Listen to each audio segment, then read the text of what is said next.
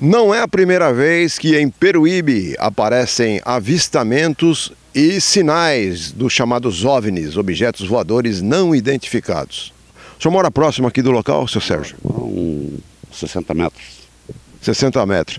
Na noite que aconteceu isso, no dia seguinte, que horário foi que o senhor percebeu esse fenômeno?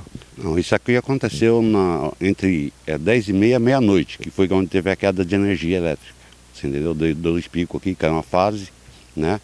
Só que até então a gente não sabia de nada. Aí no outro dia cedo eu vim aqui, entendeu? E avistei essa marca no chão aqui, entendeu?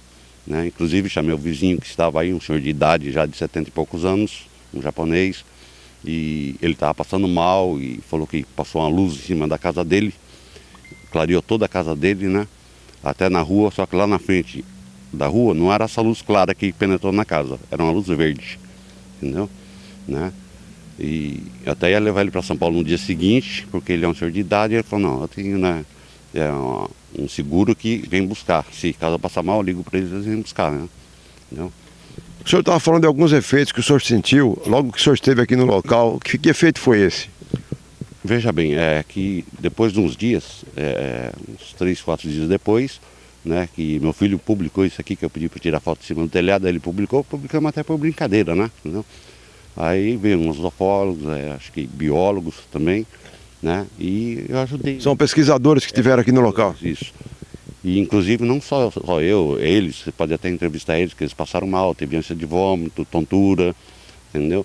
E muita ardência no olho, o olho parecia que tinha areia, inclusive melhorar ontem, entendeu? Né? Então teve esses efeitos assim, eu não sei se é por causa disso aqui, se não é, entendeu? Mas... Ou pode ser uma coincidência, né? Isso. E muita gente que já veio visitar aqui já saiu passando mal, entendeu? Depois de ficar 20, 30 minutos, né?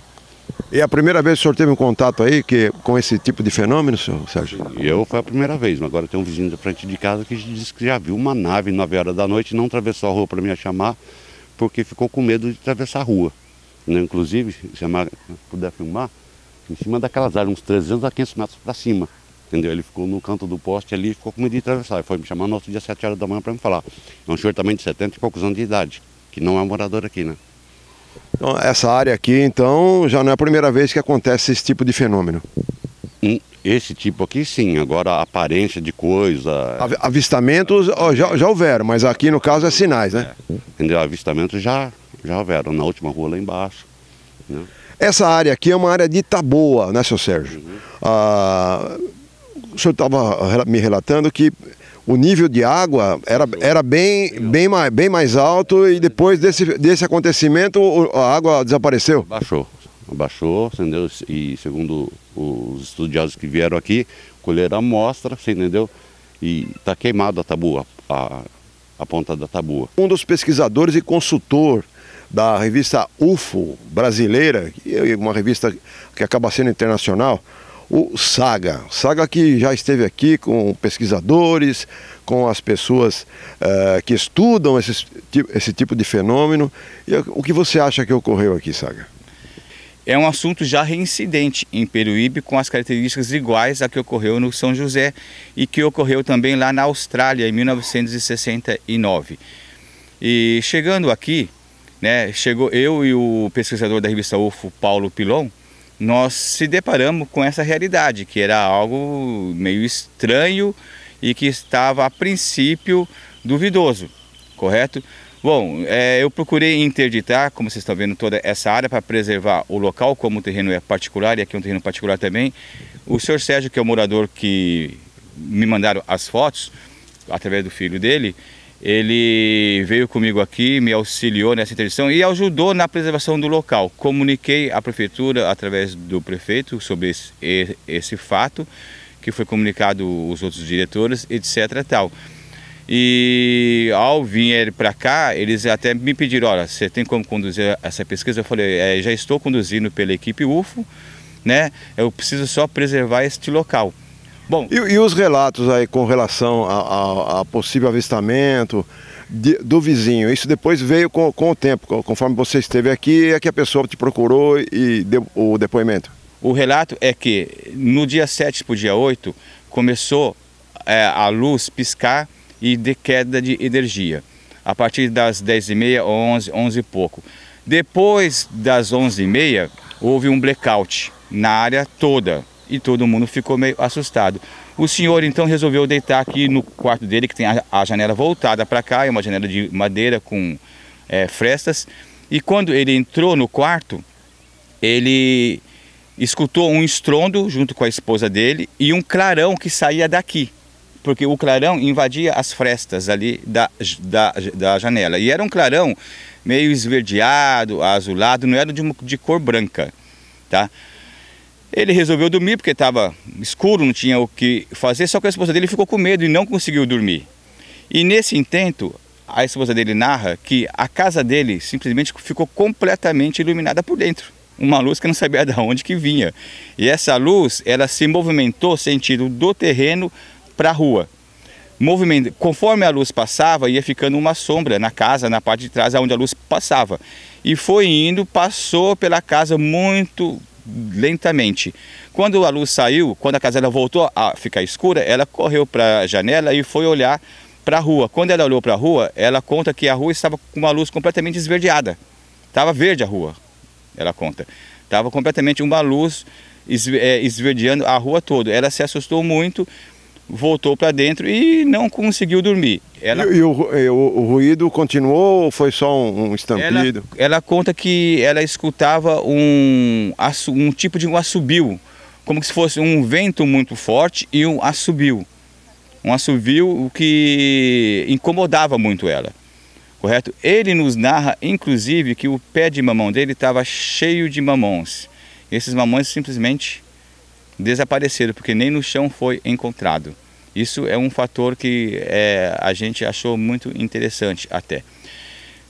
Conversamos com outras testemunhas ao redor, pessoas que chegavam na igreja entre meia-noite e pouco, passaram aqui pela rua de trás. E pela rua de trás eles viram um clarão, como se tivesse algo iluminando isso aqui. O mesmo clarão que um dos moradores havia avistado. Exatamente. Esse clarão, vários moradores aqui do local viram, só que eles nunca imaginariam que poderia ser algo. Eles viram esse clarão aqui para a rua 19. Na verdade, eles falaram que estava na rua 18. Tá? E eles acharam que... Eles escutaram também um estrondo quando estava vindo e achavam que esse estrondo podia ser daquele transformador ali, ó, que teria se estourado e tal, mas nós checamos tudo, não houve estouro de transformador, não houve nada. A internet caiu, aqui a fibra ótica também, a luz caiu e há relatos de várias testemunhas que viram um clarão nesse local, exatamente nesse local onde houve esse amassamento, esse ninho.